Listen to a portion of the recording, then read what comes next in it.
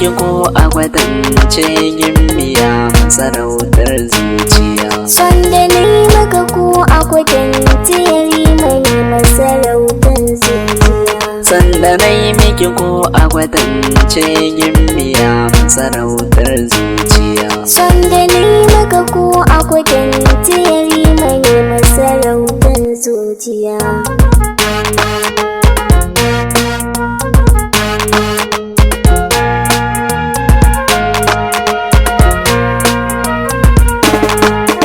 Na baiwa amana gimbiya masarautar hasken rayuwa.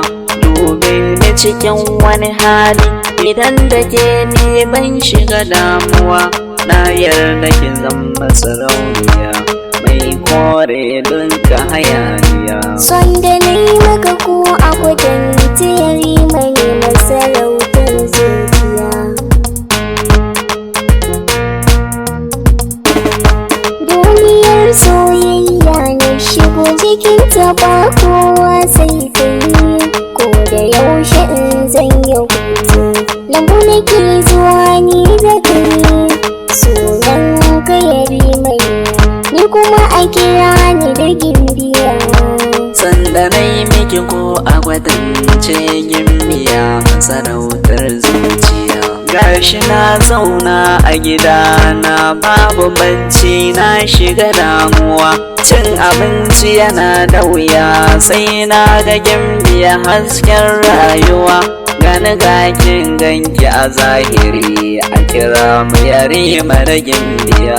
Sanda na yi miki ko a kwatance gimbiya sarautar zuciya. Ga ku yango da dawakai a gidan sarauta dan baba. Sun ji sai kai kawo suke hidima suke ba su fasa ba.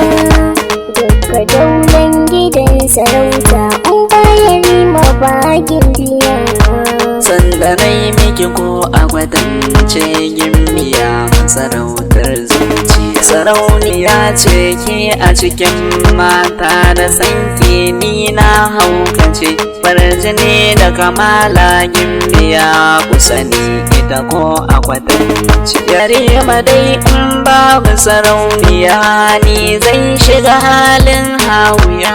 Sanda na yi miki ko a kwatance gimbiya sarautar zuciya. Karka damu ni takace ai zuciya ta kai fice.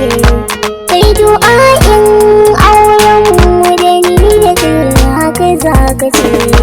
Sanda na yi miki ko a kwatance gimbiya sarautar zuciya. Sanda na yi miki ko a kwatance gimbiya sarautar zuciya. Son da na yi maka ko a kwatance mai masarautar zuciya.